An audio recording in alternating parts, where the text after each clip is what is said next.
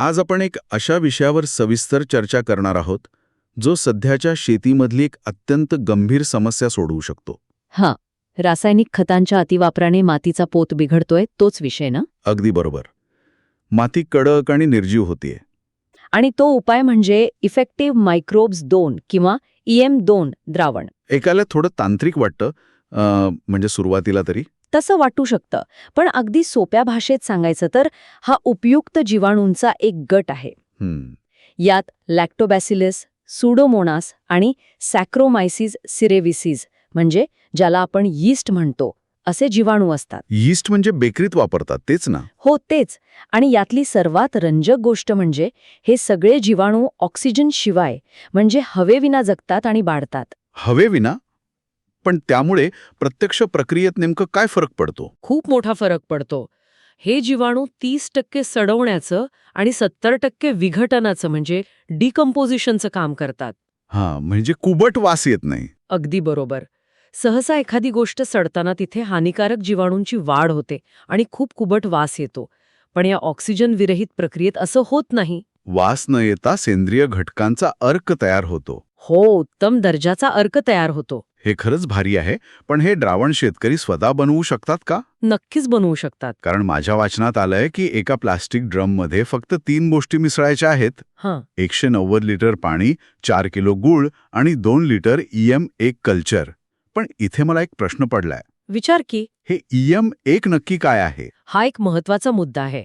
EM1 म्हणजे या उपयुक्त जीवाणूंचं मूळ द्रावण. म्हणजे मदर कल्चर. बरोबर, मदर कल्चर. हे बाजारात सहज मिळतं. आपण ते आणून गुळाचं खाद्य देऊन या जीवाणूंची संख्या वाढवतो आणि त्यातून EM2 तयार करतो. गूळ हा या जीवाणूंसाठी ऊर्जेचा मुख्य स्रोत असतो. तर अगदी बरोबर. समजलं. म्हणजे आपण जीवाणूंना खायला देऊन त्यांची फौज वाढवतोय.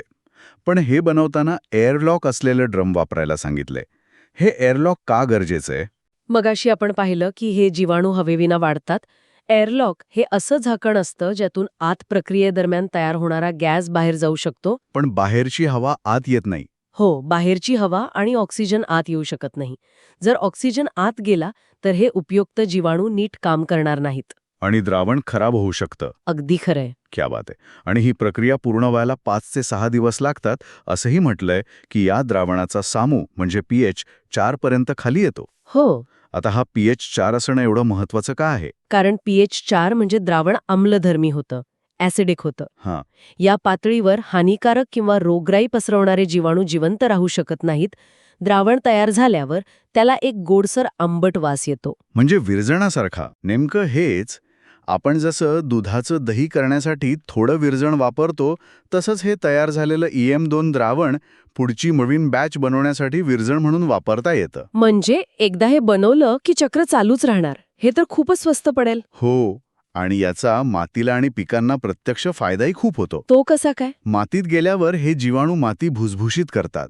यामुळे पिकांच्या पांढऱ्या मुळीची झपाट्याने वाढ होते. आणि मातीत अडकून पडलेली अन्नद्रव्य पिकांना अतिशय सहज घेता येतात. अगदी बरोबर. आणि रोगांच्या बाबतीत काय?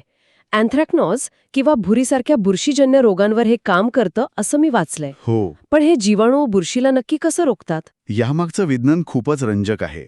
हे जीवाणू पिकांच्या पानांवर आणि मातीत इतक्या वेगाने वाढतात की ते हानिकारक बुरशीला जगण्यासाठी अन्न आणि जागा शिल्लक ठेवत नाहीत. सोप्या भाषेत सांगायचं तर हे चांगले जीवाणू वाईट बुरशीची उपासमार करतात. अगदी अचूक. त्यामुळे पिकांची आंतरिक रोगप्रतिकारशक्ती वाढते. हे तर नैसर्गिक युद्धच आहे. आणि हे वापरायलाही खूप सोपं आहे. पिकाच्या वाढीच्या कोणत्याही अवस्थेत हे वापरता येतं. हो, ठिबक सिंचन किंवा पाठपाण्यातून द्यायचं असेल तर एकरी 10 लिटर द्यायला हवं. आणि फवारणी करायची असेल तर प्रति लिटर पाण्यात फक्त 5 ते 10 मिली द्रावण मिसळायचं. या सगळ्याचा सरळ अर्थ असा होतो की महागड्या आणि जमिनीला हानी पोचवणाऱ्या रासायनिक खतांना हा एक उत्तम नैसर्गिक आणि शाश्वत पर्याय आहे. नक्कीच.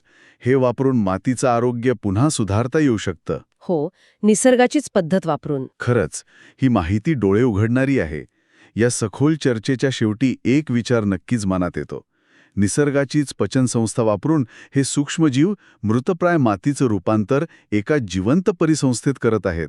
हो ना? जर एका साध्या ड्रममध्ये गुळावर जगणाऱ्या जीवाणूंची माती जिवंत करण्याची इतकी ताकद असू शकते, तर शेतीच्या भविष्यातील इतर मोठ्या समस्या सोडवण्यासाठी आपल्या पायाखालच्या या मातीत अजून कोणकोणते अदृश्य सूक्ष्मजीव आपली वाट पाहत असतील? हा विचार खरोखरच चक्रावून टाकला आहे.